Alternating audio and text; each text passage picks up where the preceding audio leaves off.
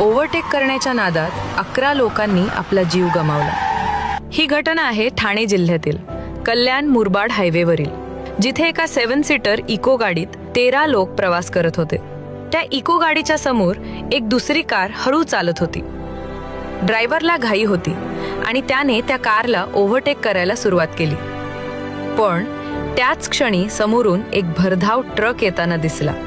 Driver घाबरला, गाडी पूर्णपणे अनकंट्रोल झाली आणि थेट त्या ट्रकवर जाऊन जोरात आदळली।